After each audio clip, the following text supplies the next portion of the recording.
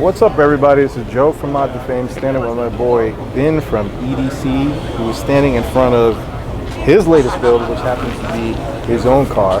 What's up, Ben? What's up, Joe? All right, man. So, tell us about this car, man. Tell us about the accents, the details that you did. Yeah, sure. About your new wheel. Let's start with right there. What is it called?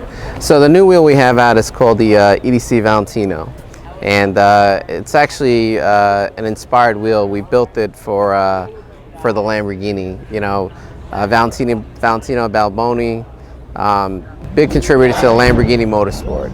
So what we did is we wanted to build a wheel that was kind of attributed to the car and the kind of accent the right way in terms of how it should look on the car.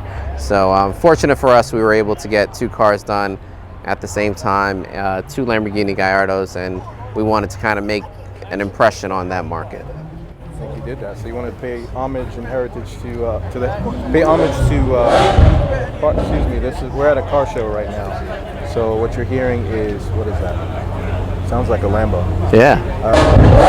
Sounds like something. Yeah. All right. So anyway. So the way we built this wheel and the way we kind of build every wheel is really centered on the car, and it kind of goes back to an EDC principle, which is you got to really love the car you bought, love the car that you kind of bought from the first place, but want to make it your own.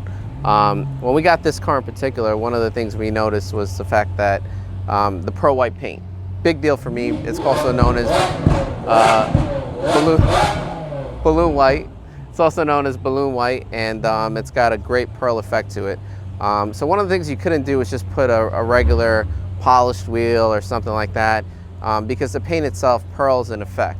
So what we turned around and did is we did a black chrome lip with a satin black center, and then we accented it with a little bit of gold, and we actually threw a little more gold accents into the wheel. But what that really does is it helps to bring out the effect of the paint. Right, so your eyes automatically think about the Lamborghini logo, which is black and gold. But then at the same time, the satin gives that effect of the pearl, where it kind of plays off each other. So when you're looking at it, you're not just looking at a wheel, you're looking kind of at the whole overall concept of how it all should flow and play together. So, I mean, one of the things that was important with the car was pulling everything together. And you got to be careful with the cars in terms of what their beginning properties are and how everything flows. It's kind of like symmetry. So what you want to do is kind of look at the car, look at the lines, get a feel for it. It's a long process because you got to think about it some, right? It's not just slap something here, slap something there. So if you notice the way the accenting rolls, and it's a couple of gloss black parts that again play off the shiny component of the paint. What it does is they're situated in different points, but they're symmetrical. So everything kind of plays in formation to create an overall effect. I mean, the main thing is it's a macro effect. You've got this big car, you've got a lot of things going, and then what you've got to do from there is kind of chop it up into pieces to kind of build it all together. But at the end of the day, it should all still flow together. All right. So Ben, let's talk about what I like to call the EDC effect, whereby builds that you do and you don't miss. God bless you. I don't know how you do this, what your secret sauce is. The builds that you do stand the test of time. They become the epitome of that car model for as long as the owner owns it and keeps it built the way it is. Yeah. How do you do that? Well, I think the way it starts is it starts with the owner. And I think the owner is key, right? So you got to have a passionate owner who's willing to commit. And I think commitment is a big deal, especially in today's game. When I grew up in this game, I remember when we started with car shows.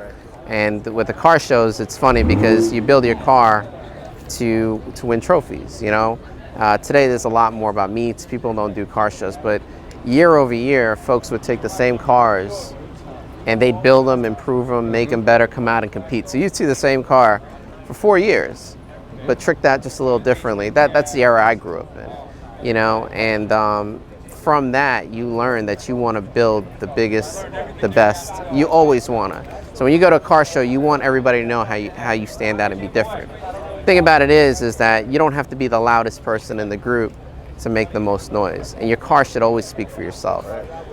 It's important that a car reflects a couple of things. one being the identity of the owner. So coming back to the owner, it takes a passionate owner who wants to really go out there and stand out, who wants to be different, and who wants to commit to saying, listen, I want to go 100% on this build. See, I'm one of those people. Right.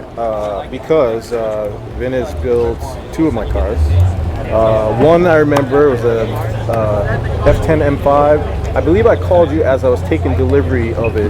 Right. The dealership, like, Vin, work your magic. Right. Yeah. And then also a 997 turbo that you're going to see later, where I didn't even know what wheels were.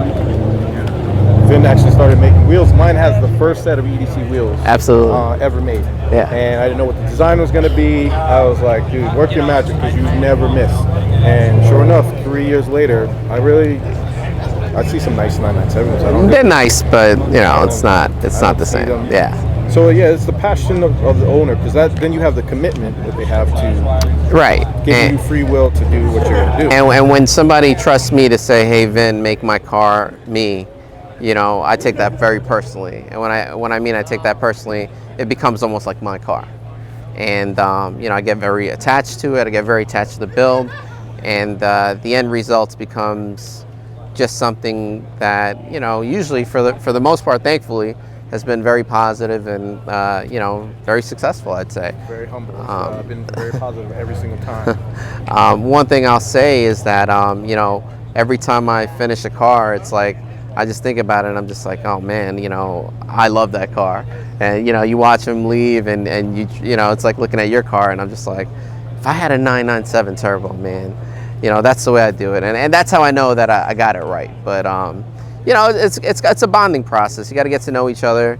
You got to get to know what drives that person, what they're into, and then you go to town with it, man. I think it's an interesting time in the industry. You know, I think if you look at the car buyers' habits, the way the market's shifting. I think if you look at even ownership today, a lot of people lease vehicles. A lot of folks are in and out of vehicles. So, you know, in terms of the way people buy today, it's based a little bit more on access, right? What's accessible, what's out there. And then when they do get into these vehicles, if they leased it or they're in a certain vehicle at a certain point,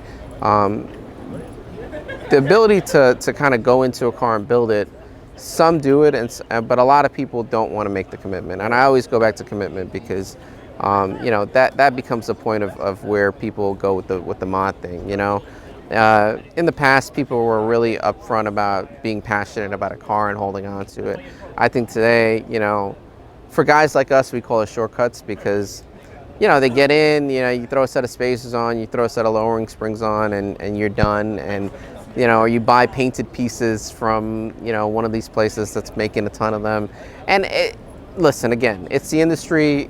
To some people, it makes sense.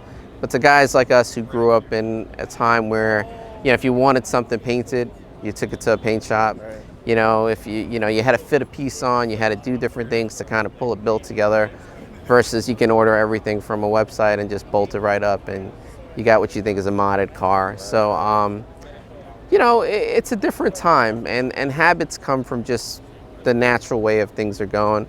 But you know, I always hold out because I hold out for the passionate folks that, again, always want to make sure that their car is the best, always want to make sure that they look the right way, and always want to make it feel like their own. Don't want to run into a parking lot and, you know, have the same setup as 5 or 6 other people. I mean, that's really like the EDC customer. I mean, and I think the other folks are okay, but you know, that's what we look for.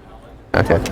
I know what I want to talk about. So there's this saying that I heard years ago, is that the lazy man always does the job twice. Right? You do it the first time, the shortcut, you think, oh, I'm getting over, and then you realize, like, this is terrible, now I got to do it all over again and do it properly, right? So you waste time. It takes double the time. Other thing I've noticed is people looking for the cheap wheel, the cheap mod route, right? Cheap with the wheel specifically, because that's such a big investment, and it takes up, what did you say, it's 80% of a car's 80% of a car, yeah. It's just people. Do not buy cheap wheels. Do not buy knockoff wheels, right? Because you're going to be like the lazy person who does the job twice. A cheap person always pays double because you wait for your wheels to come. You see what it looks like. looks like garbage. And then what are you doing? Oh, now I got to make the investment and do what I should have done in the first place. And then you got to sell your old ones and take a loss there. Do it right the first time. What are your feelings about that? Do you agree with me there? You know what? I agree, and historically I've seen it. The minute you skimp on doing something the right way, you always end up either A, regretting it, or B, doing it all over again. You know, it's like some folks ask me, like, hey Vin, should I buy this, or should I buy this car? Or I saw this car is really cheap right now. You think I should get it? And I say all the time, I say, listen, man, commit to what you're gonna do. And I always go back to that, because you spend a little bit more, but the experience is so much better. It's like buying a used car and you says, you know, my budget's 15 grand. I found one for 10. Well, what's wrong with the $10,000 car versus the $15,000 car? He says, well, I don't know, but you know, the price is right, I'm gonna get on it. And then the $10,000 car becomes a $20,000 headache. And you never enjoyed the moment, you never enjoyed the experience, because you were so busy fixing and, you know, kind of just hating the whole process through. So it's the same thing with wheels, and very much so with wheels, because the minute a wheel doesn't fit properly, get it off the car. I mean, now I always look at people that put a wheel on the car that has no artistic value or no thought process in it, and it's like, listen, man, your stock setup did it a lot better. Just leave the stocks on, man. It's okay to rock a stock wheel if you're not going to do it the right way with an aftermarket wheel. And I think that, you know, it's all right. My opinion. Could be wrong, but that's how I see it. Agreed. Heard it, people. You know. Stop taking shortcuts. Yeah. Stop it. Take the time. Spend a little money. Be a little patient. Find your passion inside. Tap into that. Get something you're gonna love. Commit to what you're doing. If you commit to something, you'll do it great. If you're just trying to get by and fly by it, you know, doesn't work out. Doesn't work out the way you want it. This has been my experience anyway. Say no to spaces. No spaces. I spazzed out a little bit. That upsets me. I mean, it really upsets me. Like, that's not, I don't know. Well, it's always a terrible thing when you see somebody spent money to put a set of wheels on the car, and they're spending money to put space on the car. It's just, it blows my mind. Yeah, it blows my mind. But you know, whatever. All right, thank you, Mr. EDC. All right, thank you.